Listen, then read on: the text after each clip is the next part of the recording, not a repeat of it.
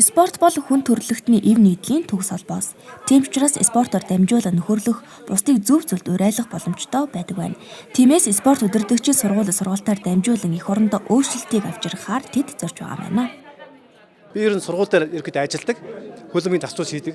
Ингээ харж байгаа түүхээр зэрэг хүүхдүүд эвсэлгүй ямар нэгэн спортын эвсэл байдаггүй байгаа. Харин энэ спорт хүүхдийн хөтөлмөр болохоор зэрэг хүүхдийг багаас нь эвсэлтэй болгох. Жишээ нь ингээд бөмбөг авахаар ингээд шитгэс бөмбөг шидэнгууд зүгээр бөмбөг авахын оронд нүүрлэр бөмбөг ирчихэж байгаа тийм үү. Харин энэ юу баснаар авахаа самбаатай болж байгаа. Тэмцвэртэй болж байгаа. Хүүхдүүд наад захын хүүхдүүд сул дорой байгсбал бид нар хүчтэй болж байгаа. Биений хөдөлгөөнтэй болж байгаа. Машин дээр ирж байхад огцом зогсож чадна, гүгээд гарч чадна тийм ээ.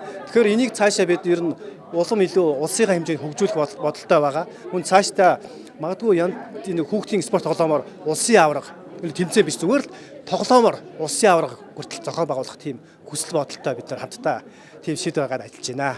There are many positive. За спорт үйлчлэлийн эерэг тал нь гэх юм бол мэдээж спорт үйлчлэлээр дамжуулан одоо сүмүүд нэгдэж тийм ээ тухайн орон нутгад байгаа ард түмэндээ хүрэх боломжтой. Тэгээ спорт нь өөрөө ямар нэгэн одоо яс заншил ямар нэгэн одоо яс заншлаар хязгаарлагдахгүй учраас хүн болгон тоглож чадна тийм ээ.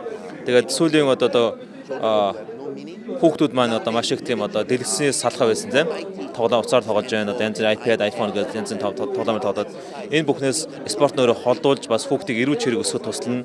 Мөн тийм ээ спорт үйлчлэлээр одоо үйлчилж байгаа хүмүүс маань ядуу зүдүү хүмүүс тусалж чадна. Мөн одоо тэр хавраа алдагдсан хүмүүстэй бас одоо тусалж эргэн нөлөөж чадах байгаа. Энэ бол мэдээж эерэг тал нь байна. Мөн одоо спорт үйлчлэл нөр ингээд бас олон хүмүүсийг нэгтгэж чаддаг байгаа. Тэгээ энэгээр дамжуулан бас тухайн орон нутагт одоо эерэг нөлөө үзүүлэх боломжтой. Спорт удирдагчийн сургалтанд хот хөдөөгийн олон хүмүүс оролцож байна. Тэд спортоор дамжуулан хүүхдүүдийг зөв зүйлд уриалж, багаас нь спортод дуртай болгоно гэдэгтээ итгэлтэй байлаа. Тэгээд ер нь спортоор олон хүмүүс маань ингээд эхлээд болохоор ийм сонирхолгүй ч юм уу эхлээд ур чадвар нь амар муу байсан бол одоо ур чадвар нь тээжлээд улсын аврагт энэ төр ирж оролцож байна. Тэгээ манайх болохоор сайн зохион байгуулалттай баг гэдэг зүйлсүүдийг эмэгтэй баг маань одоо яг энд болохоор 18-наас дээш насны ангилалд би бас эмэгтэйчүүдийн лигийн тэмцээнд оролцоо ирсэн байгаа. Тэгээ бас давхар энд сургалтанд сууж байгаа. Би Увсан аймагт бол зүслэн кемп зохион байгуулдаг. Энэ нь бол хүүхдүүдийн цагийг хэрхэн үр нөлөөтэй өнгөрөөх вэ? Зуны амралт дээр бол ихэнх манай ер нь хүүхдүүд маань үнэхээр харьяалагдах газар гэж байхгүй. Тэр хөдөө орон нутгад бол мэдээж туслан зохион байгуулах газар цаанаасаа тийм байхгүй шүү дээ. Тийм учраас бид нэр хүүхдүүдийг яг цагийг яг хэрхэн үр нөлөөтэй өнгөрөөх вэ гэдэг талаар л ердөөсөө бид нар ийм зүйлүүдийг хийдэг. Тэгээ бас хүүхдийн үйлчлэлийн баг гэж байдаг. Энд бол үнэхээр сайн дурын хүмүүс байгаа. Тэнд итгэгч хүмүүс ч байна, итгэгч бус хүмүүс ч байна.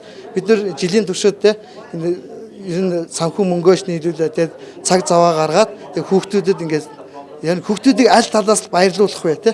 Үнэхээр тэр нийгэмдэр байгаа үнэхээр цаг зав шин чөлөөтэй те юу хийх юм мэдэхгүй байгаа хүүхдүүдийн цаг завыг үн цэнтэйгээр л өнгөрүүлэхэд яаж л өнгөрүүл нөөц бололцоо байна. Энийг л ашигладаг байгаа бид нэр.